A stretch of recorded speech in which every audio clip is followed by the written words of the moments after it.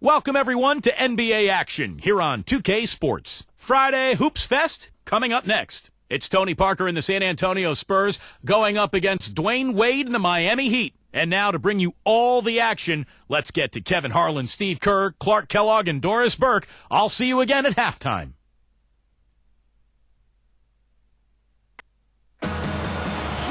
Miami, Florida, that is our setting as you look at the lovely sunset view of downtown Miami. Thanks for tuning in this Wednesday. 2K Sports presents the NBA. Kevin Harlan alongside Clark Kellogg and Steve Kerr. Welcome to the American Airlines Arena, home of the Miami Heat, and a great venue for basketball. So with Ginobili sitting on the bench, here's how the floor looks for Greg Popovich. Leonard and Duncan are the forwards. Tony Parker at the 1 and Danny Green at the 2. And it's Splitter in at the center position. And for the Heat, Mario Chalmers and Dwayne Wade, the tandem in the backcourt. Ray Allen and LeBron James, the forwards. And it's Bosh in at the center, filling out the middle. You know, for such a long time, the Spurs were looked to as an annual threat to win it all, especially with Tim Duncan in his prime. But the last few years, people haven't taken San Antonio seriously, but they still win consistently, night in and night out. And so the tip-off, it's Miami. LeBron kicks to Wade. And there's the feed to Bosh. Wade, guarded by Green. And the basket by Wade. Thinking about the Spurs, a lot of it just seems to be habit for them. Winning has certainly become a habit down in Texas. Yeah, they have the players to compete, but by no means do they seem overpowering to any other team. Pop is a great coach, Greg Popovich, and gets the most out of them, and that's a big part of it, Kevin. Well, they'll give him that shot. He doesn't have the most reliable jump shot in the world. We know that. He's as close to impossible to defend as anybody, I think. I mean, he can just torch the defense in so many ways. All right, now we're going to go to Doris Burke, who spoke with head coach Eric Spoelstra. What'd you find out, Doris? With the amount of titles and rings the Spurs have racked up in their careers, Coach admitted it could be a little intimidating playing against them. He said Duncan is an instant Hall of Fame guy, and that can scare teams. We have to be fearless and play just like they are any other team, any other extremely talented team. Easier said than done, guys. Thanks, Doris. Parker passes to Splitter. No good. Some solid defense from Bosh. The Heat have gotten their first 3 shots to go in for him to start off this game. Wade dishes to Allen. He's against Green. Allen kicks to Wade. Shot clock at 6. Cuts to the middle. The shot misses. And it's the Spurs taking it the other way. Well, when you watch Dwayne Wade play, he's a tremendous scorer. The one weakness in his game is the three-point shot. But I think last year he did a really wise thing. He cut way back on his attempts and took his game more inside, where he's such a dominant player. And stolen by Chalmers. To the middle. Here's LeBron. Yeah, nice body control there. Narrowly missing the shot. Would have been a three-point play. Had a free look at it after the foul. Nice play. The Heat shooting their first free throws of the game. Yeah, this club shot 77% as a team last year. Good, not spectacular, but solid. You know, something you can point to when you're talking about their areas of success last season, free throw shooting. Free throw good, LeBron.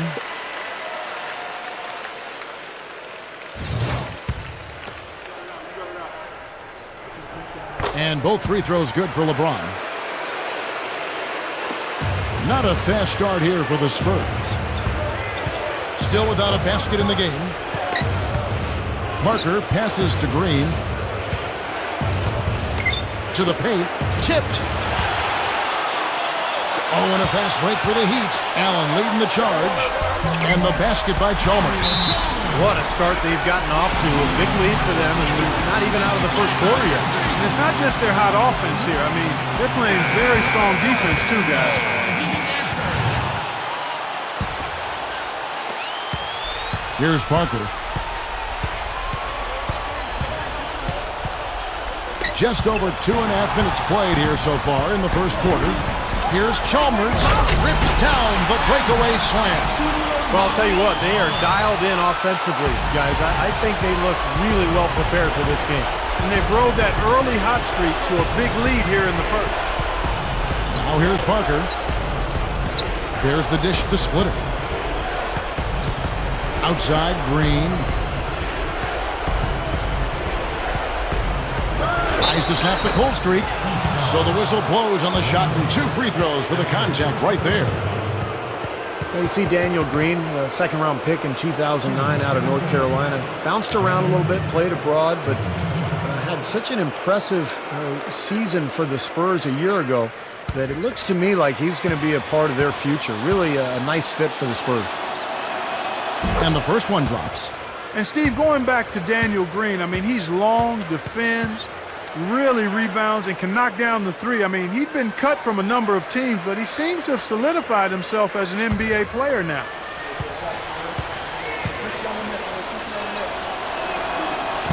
No good on the second free throw.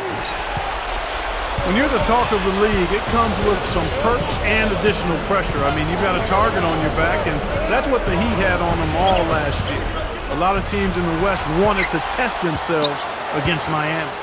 Wade kicks to LeBron. They get it back. Another shot. And Bosh with the layup. Bosh has got his first bucket in this one. Oh, they've been dominant in the paint. That's how they've built this early lead. Well, they're piling it on in there. I mean, that's where all their points are coming from, in the paint area. Now here's Parker. Looking for his first bucket of the game. That's 3 misses to start the game, guys. Does not bode well here early. He was not to be denied that time, guys. Fought his way to the glass and came up with the points. Here's LeBron. And again, LeBron missing. Miami, for the most part, Steve, dealt with the West all right. You know, they're 11-7, but clearly it wasn't as easy for them as when they played teams from the East. Well, the Heat have to travel a long way, coming all the way from Miami to go to the western part of the United States. I think that can be a factor. And let's face it, the Western Conference is much stronger than the East, so their record out there is not going to be as impressive.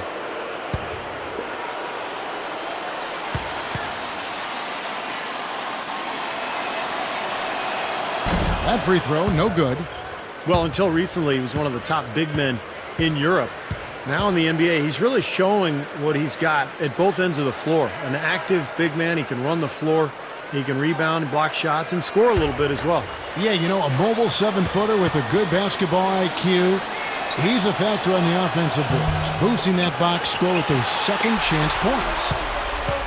Well, I think the time has passed when the Heat were kind of the villains of the NBA. It seemed like that role maybe went over to Dwight Howard a year ago with all of his individual issues. But, LeBron and Bosh, Wade, they're never going to be, the lovable underdog. But I think things have settled down there, and people have at least accepted them for who they are now. You got to love the low post offense. That was beautiful. Well, Heat leading by 11. Wade with it. 6 points for him. Kicks it to Chalmers. Back to Wade. Over Green. That's good from Wade on the assist by Chalmers. And it's 8 points for Wade. Time certainly tends to heal a lot, and there definitely has been less villainization, as you were talking about, Steve, to coin a term, for the Miami Heat since they, Clark signed the big three. I think people now look at him in more basketball terms than anything else. Yeah, I like the creativity of that word, Kevin, but you know what? Time is one thing, but I'll tell you something else. They should send a fruit basket to Dwight Howard for helping take some of the scrutiny off of them. There are always going to be villains in the NBA, but they come and go, and the Heat seem to have served their time, at least in my opinion. Here's Leonard. After the made shot from Dwayne Wade, Leonard dishes to Splitter. That's good. And defensively, you've got to try to keep the ball on the perimeter. Yeah, he's not going to miss those, not often anyway. The defense has to muscle up and deny him that position to have a chance. Now, here's Chalmers. Parker with the steal. And a fast break now for the Spurs. Leonard. That drops, and it comes off an assist from Parker. And so here is Miami.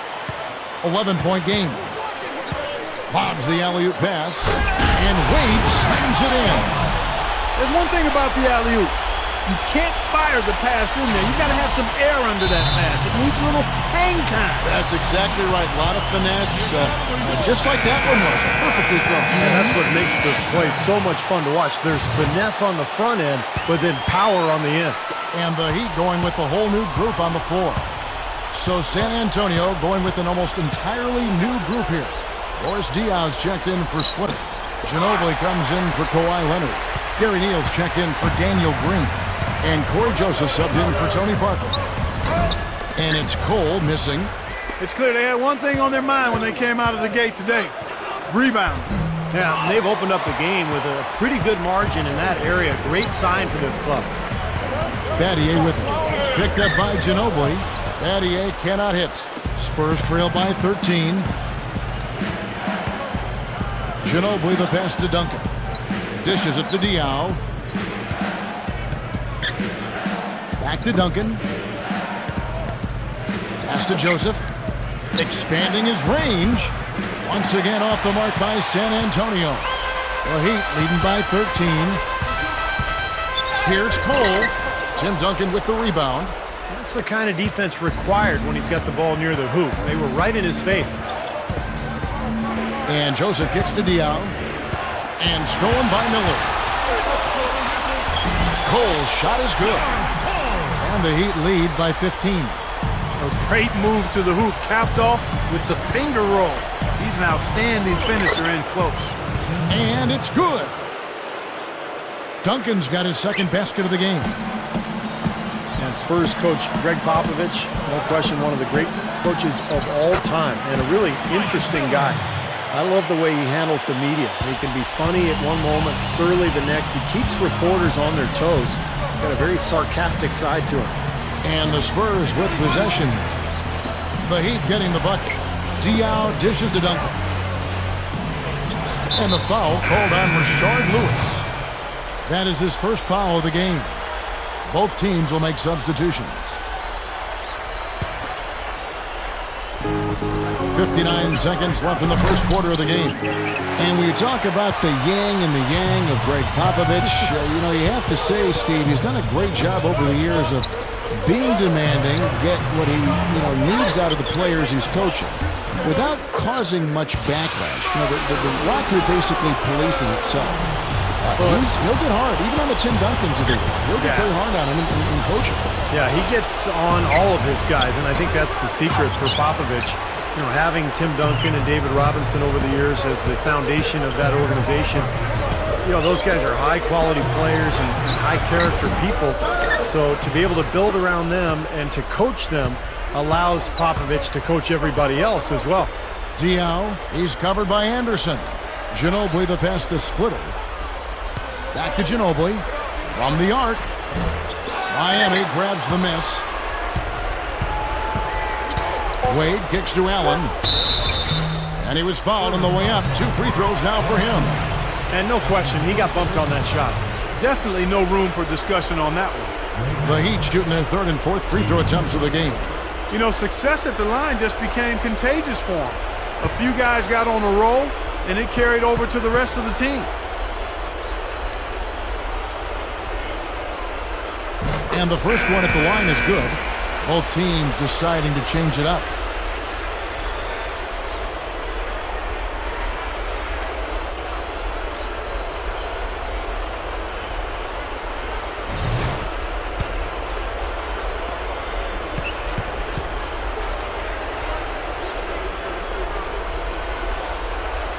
And Allen drops them both.